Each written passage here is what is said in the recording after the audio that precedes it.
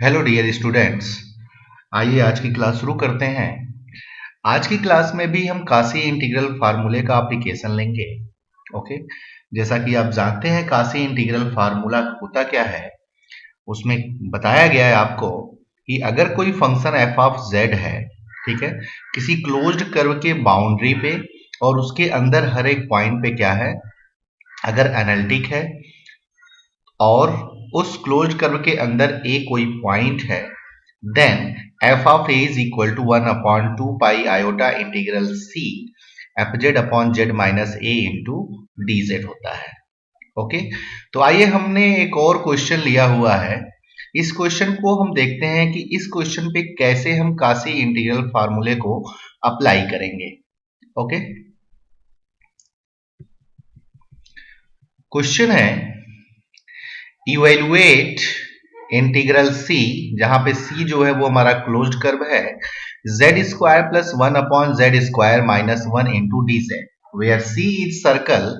तीन closed curve दिया हुआ है। पहला है mod z is equal to 3/2, दूसरा है mod z minus 1 is equal to 1 और तीसरा है mod z is equal to 1/2।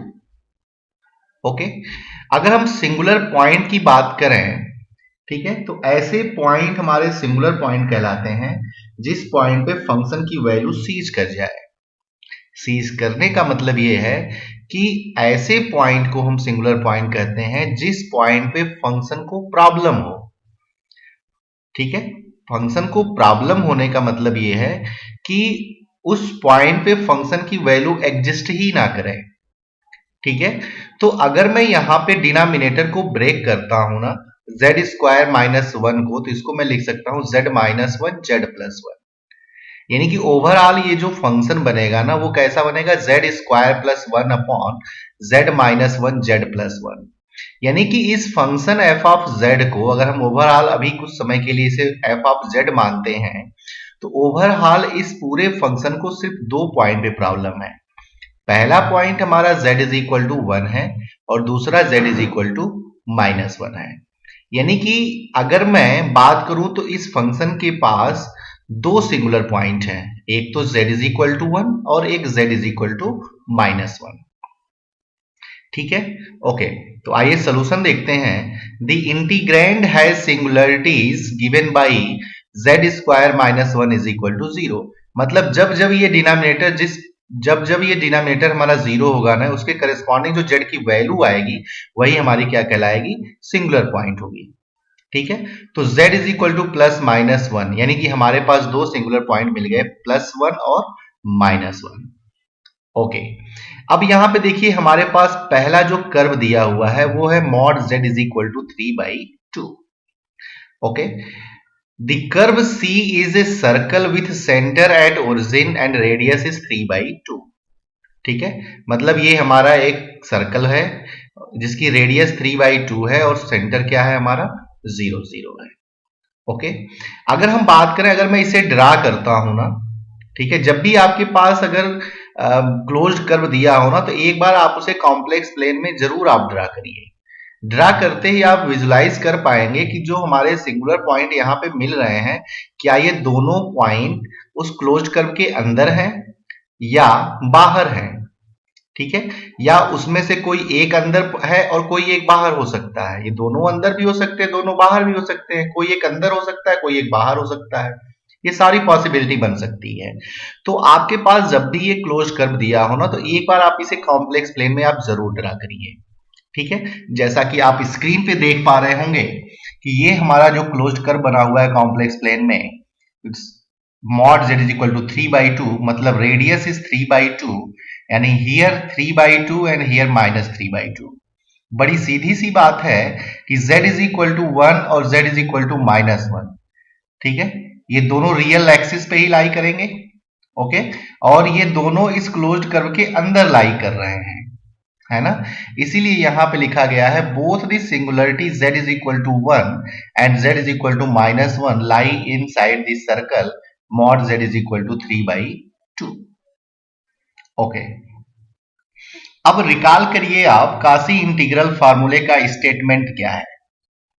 कासी इंटीग्रल फार्मूले का स्टेटमेंट है कि एफ जेड अपॉन सॉरी कासी इंटीग्रल फार्मूले का स्टेटमेंट है कि एफ जेड क्या होना चाहिए, क्लोज्ड कर्व के अंदर और उसके बाउंड्री पे एनालिटिक होना चाहिए, और उसके अंदर कोई एक ऐसा पॉइंट मिलना चाहिए स्मॉल ए जिसके करेस्पॉन्डिंग फंक्शन की value f of a is equal to 1/2 pi iota integral c f z upon z minus a into d z. Okay, तो यहां पे तो दो पॉइंट लाई कर रहे हैं ना, एक तो z इज इक्वल टू -1 और एक z इज इक्वल टू 1। ठीक है बात? ओके,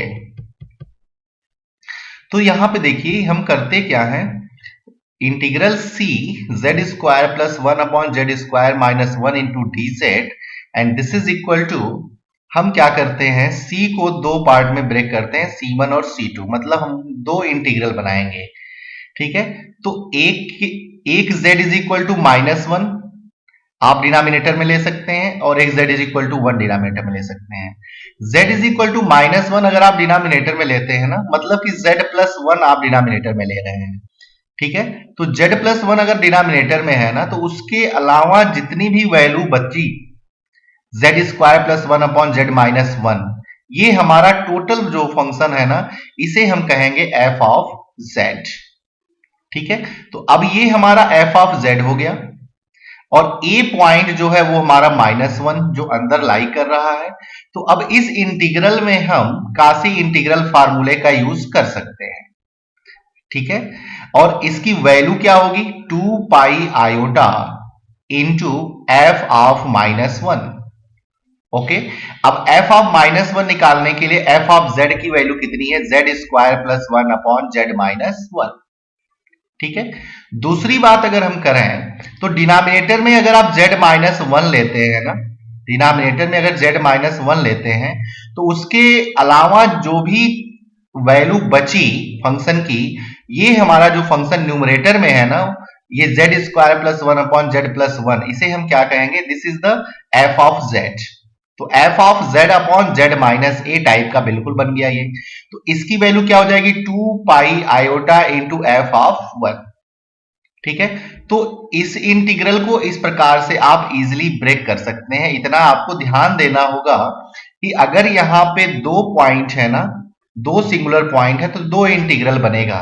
अगर तीन सिंगुलर पॉइंट होता ना, ठीक है, तो तीन इंटीग्रल बनता, लेकिन आपको ये ध्यान देना होता, तीन इंटीग्रल तब बनता जब हमारा वो तीनों सिंगुलर पॉइंट क्लोज्ड कर्व के अंदर लाई कर रहे हो। ठीक है, जरा सोचिए, अगर z इज इक्वल टू 1 ही सिर्फ एक ही सिंगुलर पॉइंट इसके अंदर लाई करता, तो उस केस में सिर्फ और सिर्फ आप एक ही इंटीग्रल बनाते और फिर आप इजली सॉल्व कर पाते। यहां पे 1 और -1 दोनों इस क्लोज्ड कर्व के अंदर लाई कर रहा था, इसलिए हमने दो इंटीग्रल बनाया, एक के लिए z -1 डिनोमिनेटर में रख करके और एक z प्लस 1 को रख करके। ठीक है, तो इसकी वैल्यू क्या हो जाएगी, 2 pi iota into F of 1। तो एफ ऑफ z क्या है, z square plus 1/z plus 1। तो ये हो गया z square plus 1/z plus 1। ठीक है, तो इसकी value z is equal to 1 पे आप कैलकुलेट कर लीजिए। तो अगर मैं z की जगह पे 1 पुट करता हूं, तो ये हो जाएगा 2/2 एंड दिस इज 1।